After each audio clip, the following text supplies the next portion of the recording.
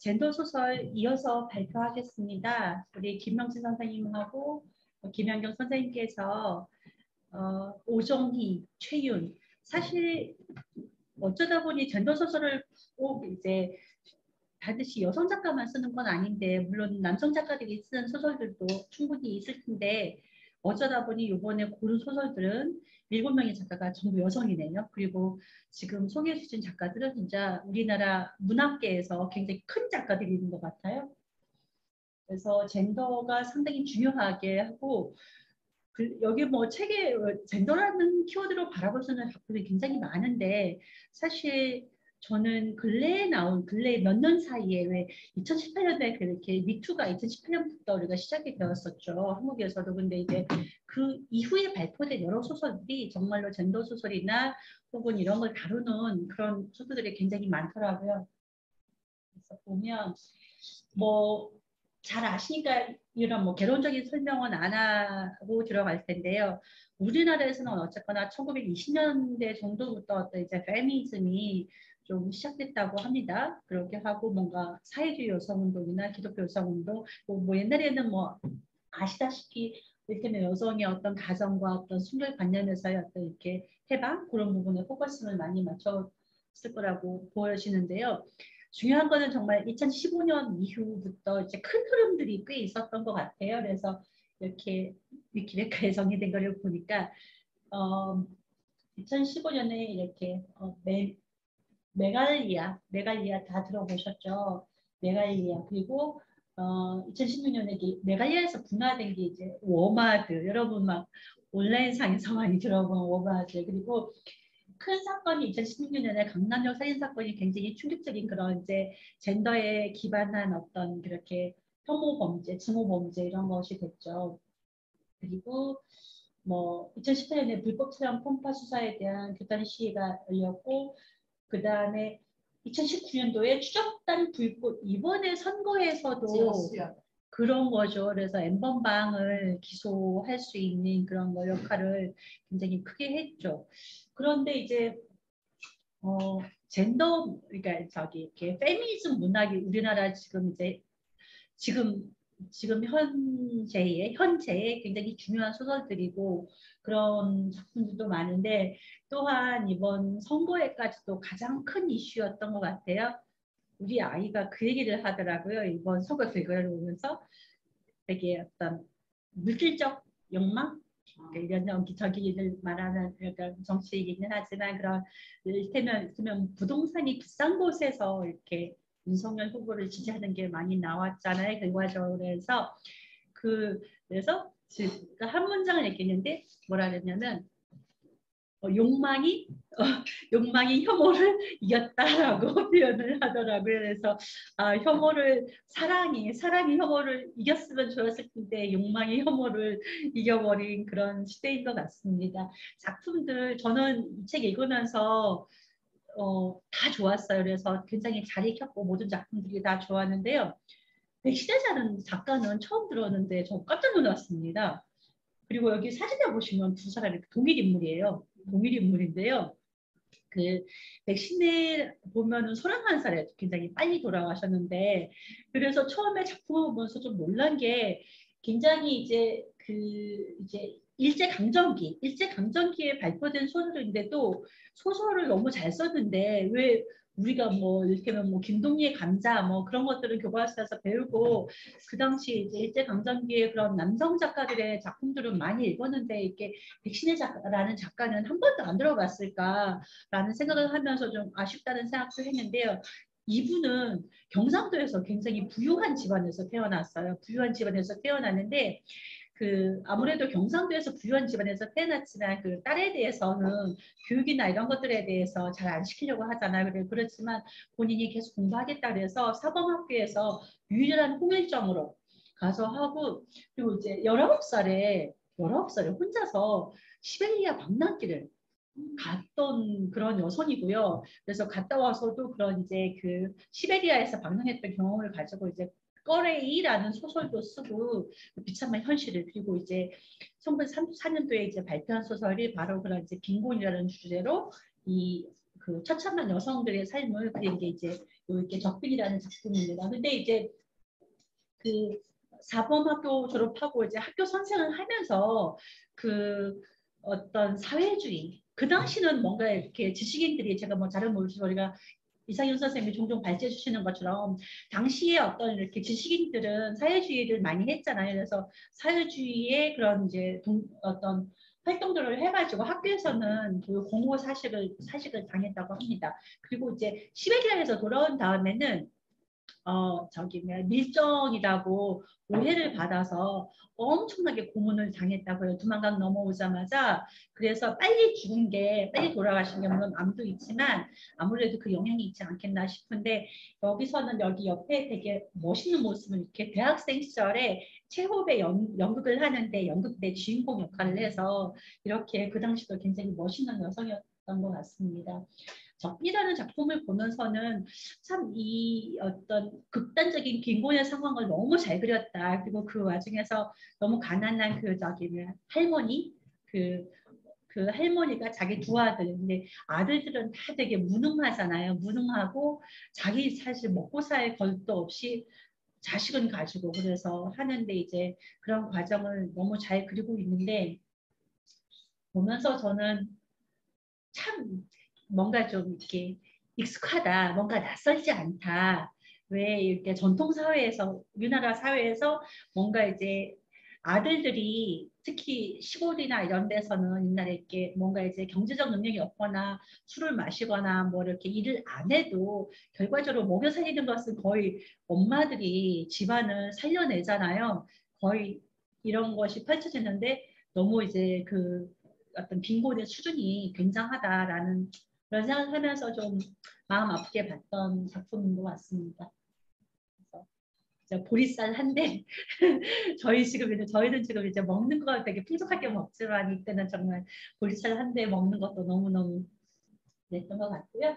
바로 그냥 다음 이제 박완서는 너무 잘하시는 텐데 옛날에 발제했던 것 중에서 그냥 작가 소개를 그냥 긁어왔어요.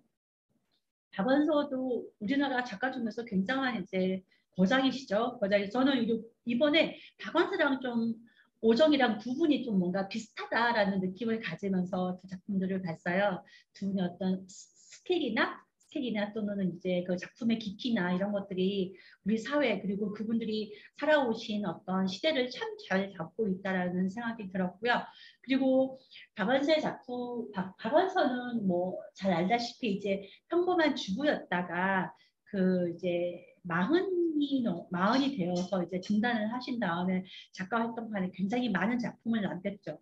그리고 이분은 그 자기 삶에서 이제 그 전쟁, 6.25에서 그런 말씀을 하세요. 그 박완서 작가께서는 자기가 그 전쟁과 분단 이후에 그런 어떤 개인들의 어떤 삶의 초상을 잘 그리는데 본인은 그 전쟁이 아니었다면 작품 활동을 했을까라고 그런 말씀도 하셨다고 합니다. 그래서 그 굉장히 자전적인 얘기들이 많기 때문에 박원서 작가의 작품을 읽어보면은 본인 얘기들이 많죠. 본인이 옛날에 이렇게 대학생 때 저기 말 PX 그런 데서 이렇게 했던 그런 거라든지 일했던 그런 얘기들도 많고 그래서 굉장히 그러다 보니까 박완서 작품들을 읽으면 굉장히 이렇게 와닿고 뭐라 그러나 그냥 우리 주변의 이웃들의 모습 그런 모습이 고스란히 잘 그려지는 것 같아요. 그리고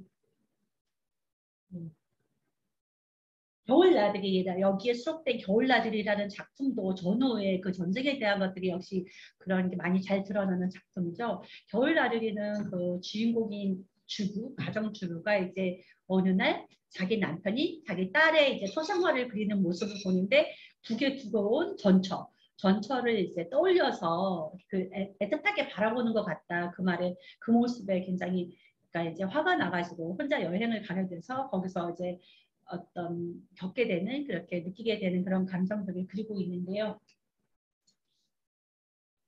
그 전쟁 이후의 트라우마를 갖고 이렇게 살아가는 여성들은 어마어마할 것 같아요. 요즘에는 그 우크라이나에서 지금 한창 전쟁인데 저희야 벌써 이제 전쟁을 겪은 지 한 70년 됐나요? 거의 70년 됐죠. 이렇게 했는데 이제 우크라이나에 있는 여성들은 또 어떻게 이거를 이겨내 갈까, 어떻게 살아갈까 그런 생각도 좀 드는 때고요. 그 저는 아직 못 읽었지만 전쟁은 여자의 얼굴을 하지 않는다. 그 책도 읽어봐야 되겠다라는 생각이 들더라고요. 아무튼 여기서도 전쟁에서는 보통 남자들이 일단은 먼저 많이 죽는데 그렇게 했을 때 살아남은 여성들도 정신이 온전하게 살아남기가 어려운 것 같아요. 그래서 여기서도 자기 가족이 이제 총살당하는 거를 그런 이제 경험을 때문에 이제 그 평생 도리질하는 그런 이제 할머니에 대한 얘기가 나오죠. 그런데 그 할머니나 그런 것들에 대해서 굉장히 공감하고 이렇게 그런 느낌이 나옵니다. 그 다음에 한강으로 넘어갑니다. 한강도 역시 저희 문숲에서도 자주 만났었고, 한강은 뭐 두말할 필요가 없이 되게 중요한 작가죠. 한강은 1970년생이고요. 뭐 작가에 대해 소개는 더할 날도 없이 그냥 간단히 넘어갈게요. 그 한강은 저희가 지난번에 이제 작별하지 않는다까지 읽었잖아요. 그래서 한강도 보면 그 이제 폭력이라는 문제에 대해서 굉장히 잘 다루는 작가가 아닌가라고 생각합니다. 그래서 국가에 대한 폭력이 이제 5.18과 4.3이 둘 다 이제 국가 폭력이잖아요.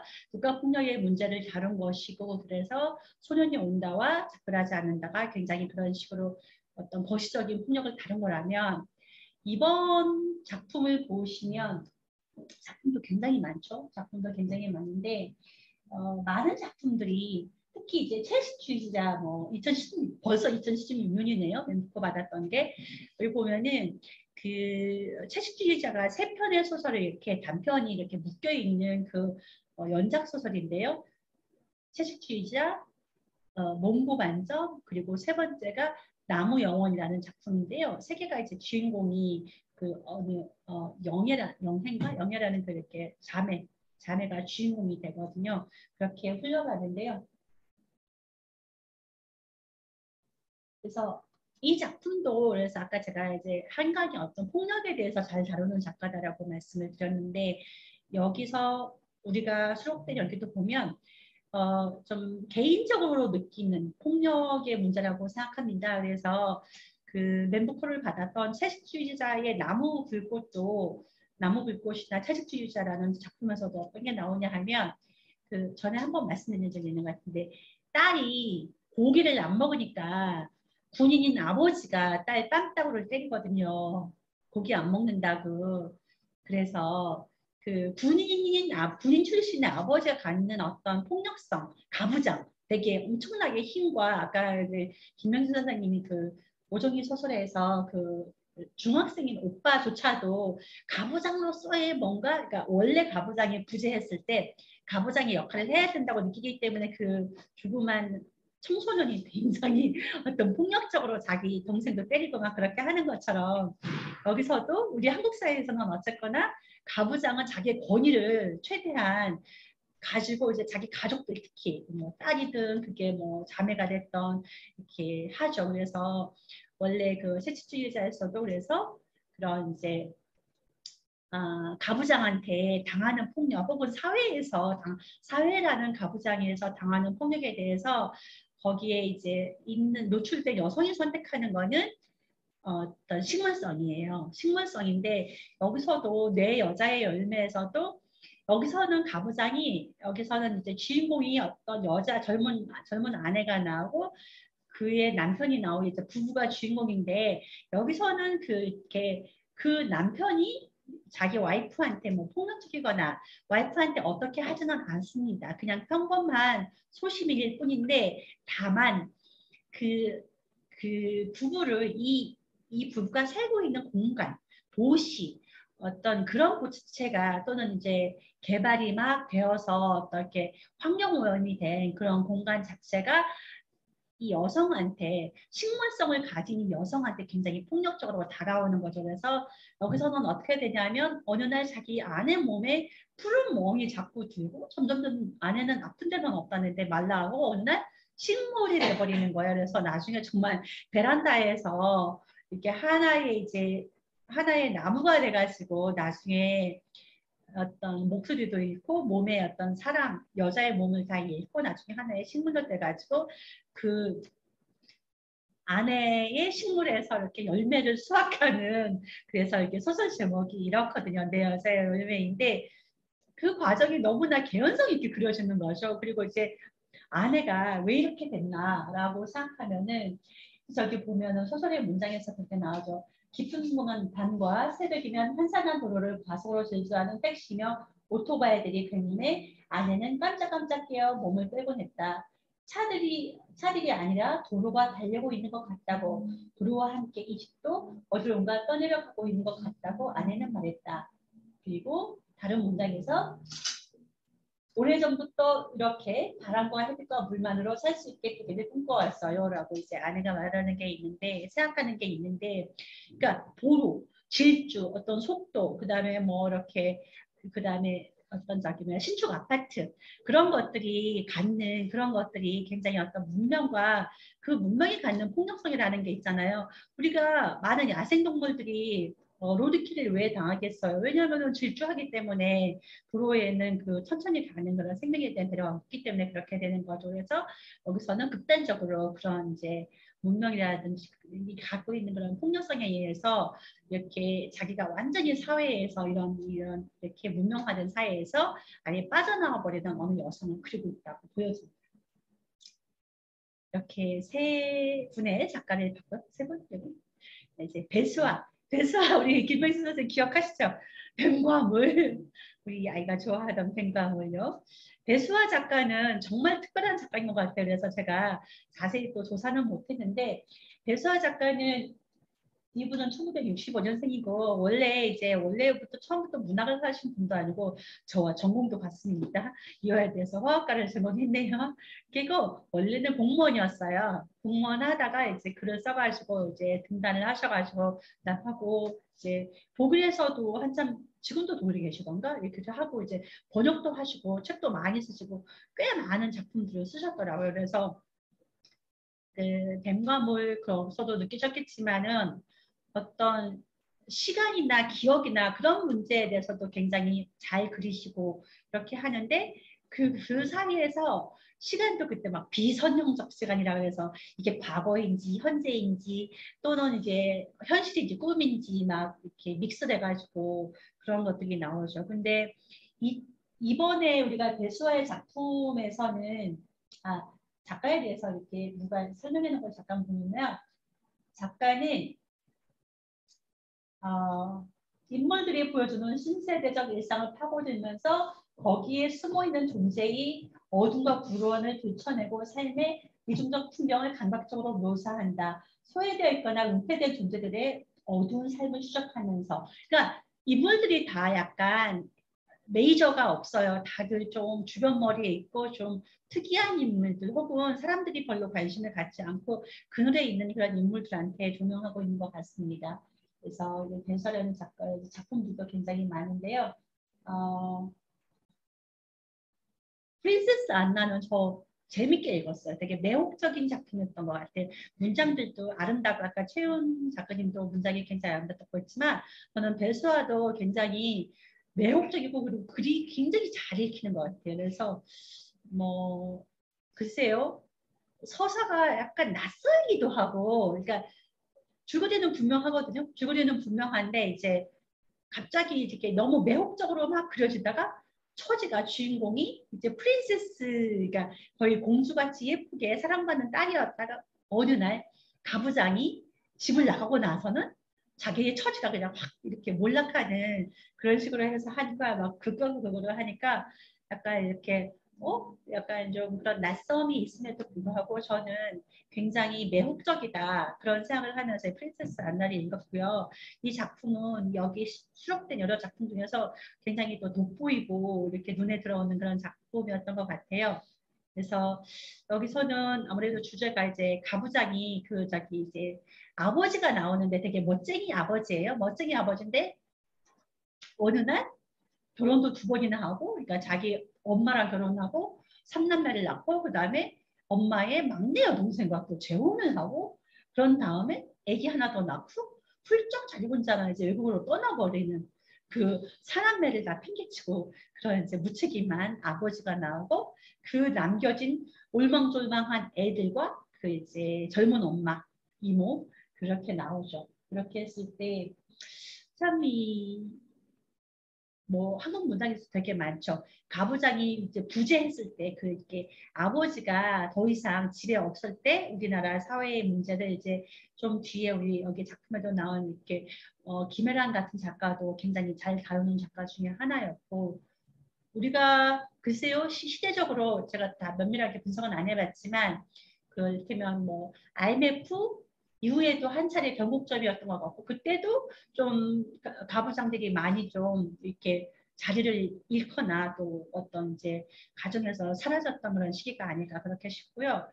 이때도 굉장히 데스와의 작품에서 그렇죠. 그래서 이제 그 가부장이 없을 때 아까 오정희 작품에서도 그런데 여기서도 똑같아요. 그래서 가부장이 없으면 여자들이 할 수 있는 일이라는 게 여기서도 이렇게 물장사죠. 저기 맥주 팔던가 맥주 그런 식으로 하면서 여성들이 할 수 있는 직업이라는 게 참 이렇게 불안정하고 그런 직업들인 것 같습니다.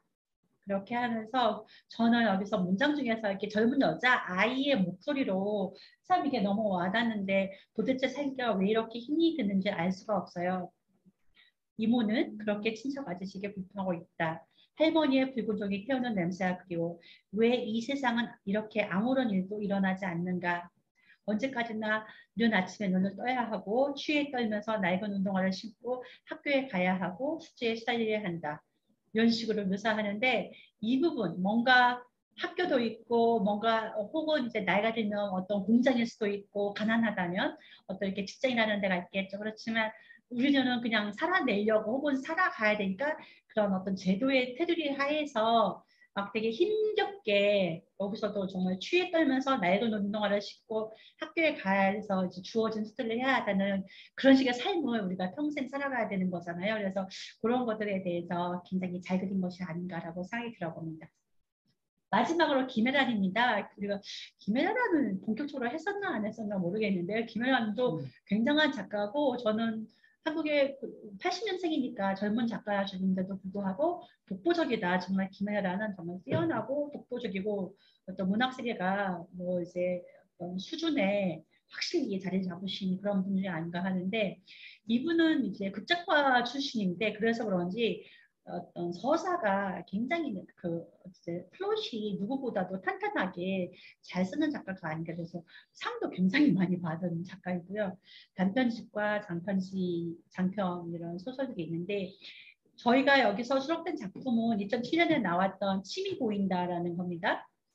그래서 아까 제가 이제 가부장의 부재라는 그런 얘기를 했는데 그게 바로 2005년에 그 출간되었던 달려라 아비에서 나올 수 있고요. 한번 나중에 기회 되면 우리가 달려라 아비도 한번 읽어보면 좋을 것 같습니다.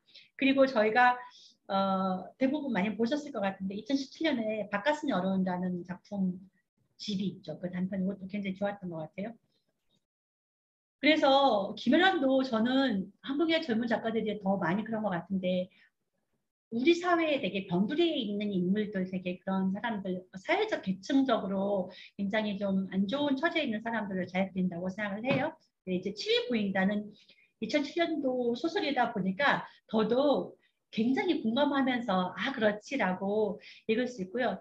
사실 요번에 뭐 대선 아까 앞서에 시작했던 말씀드렸지만은 이번에는 정말로 뭔가 세대 간 혹은 젠더 사이에 갈라치기가 너무 이제 있었어 가지고 뭐 여러 가지도 있지만 그런 것들이 굉장히 안타까웠던 그런 것 중에 하나라고 생각합니다. 그랬는데 이제 여기에서도 이제 침이 보인다고 다시 돌아가면은 이렇게 경제적으로 어떤 이제 비정규직과 정규직이라는 것이 있고 또 이제 여기 젊은 여성들 그러니까 요번에 이제 젊은 여성들, 젊은 남성들 이런 식으로 또 세대가 이렇게 또 이렇게 확 갈렸는데 여기에서는 젊은 여성입니다. 젊은 여성인데 학교 선생을 준비하다가 이제 그 인고를 준비하다가 이제 안 돼가지고 이제 학원 강사로 일하지만 학원 강사지만 정규직은 정규직이에요. 정규직인데 그래서 자기가 일을 하면서부터 그 이제 월급을 받기 때문에 월급으로 자기가 이제 그 전세, 자기가 이렇게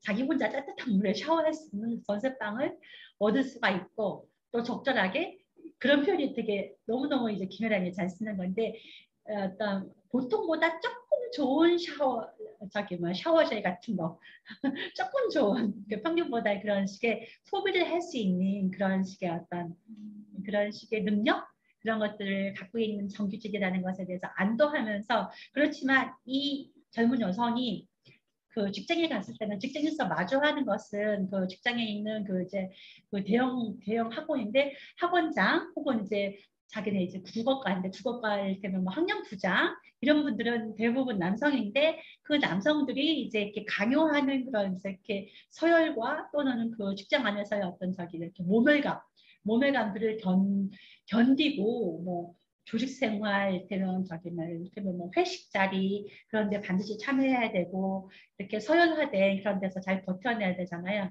그런 상황에서 막 겨우겨우 불안하게 살고 있는데 어느 날 자기보다도 훨씬 못한 처지에 있는 게다가 정규직 일자리도 없는 그런 대학 후배가 어느 날 잠시 머무르게 뭐 해달라고 해서 같이 좀 지내다가 이렇게 느끼는 그런 거를 하죠. 그래서 그 이제 와인 여기서 책에서 보면 와인 같은 걸 통해서 이렇게 표현되는 계급성이라고 제가 말씀드렸는데 이제 어느 날 뭐 이 친구가 이제 와인을 사 먹어도 그냥 데일리 와인 그런 거 사 먹었겠죠. 그래도 오늘 가끔씩 그래도 이제 뭐 때문에 집에 와서 이렇게 샤워하고 이제 와인 한 잔 먹는 게 또 이제 자기인데 어느 날 그 이렇게 후배가 자기가 그 알바해서 번 돈으로 해가지고 와인을 한 병 사오니까 이 여성은 기분이 확 나쁜 거예요. 왜냐하면 어 쟤는 비정규직 아마도 비정규직이고 그런 처지에 있는데 와인을 먹어 와인은 내가 이만한 일자리와 이만한 그런 것들을 해서 누릴 수 있는 그런 세계라고 생각했는데 얘가 와인과 치즈 같은 걸 사오니까 기분이 확 나쁜 거죠. 그래서 결과적으로 이제 후배를 집에서 나가게 하는 그런 것도 되지 않았을까라는 생각하는데 그런 부분을 한번 생각해 볼 필요가 있고 좀 저는 어쨌거나 요즘 뭐 젊은 세대들이 어떤지 잘 모르지만 아마 명희쌤은 저보다는 훨씬 더 많이 아실 것 같아요. 또 많이 돌아다니시면서 봤으니까 알 것 같은데 참 힘들게 버티다 싶기도 하고 또 나름의 또 자기들은 또 거기에서 그 소비하고 그냥 그럭저럭 하는 거에다가 오히려 그게 만족해서 더 이렇게 뭐 집을 산다거나 그런 굳이 그런 데까지 목적을 안 두고 사는 것 자체가 더 좋은 것 같기도 하고 잘 모르겠어요. 그래서 그런 얘기는 혹시 알고 있는 게 있으면 같이 얘기를 나눠보면 어떨까라는 생각이 듭니다. 아무튼 그래서 이 젊은 여성, 이게 그 청년인 여성이 그 겪어내는 삶이라는 것이 되게 좀 갑갑하고 힘들어 보였어요. 힘들어 보인다는 생각이 들고요. 이렇게 해서 저는 다 마쳤습니다. 그리고 마지막으로 그냥 소개만 하면 한 3주 정도 뒤에 이번에 되게 고전 중에 고전인데 그 헬렌 리어링과 스코트 리어링의 조화로운 삶에 대해서 같이 읽어보면 어떨까 싶어서 이 책으로 정해왔거든요.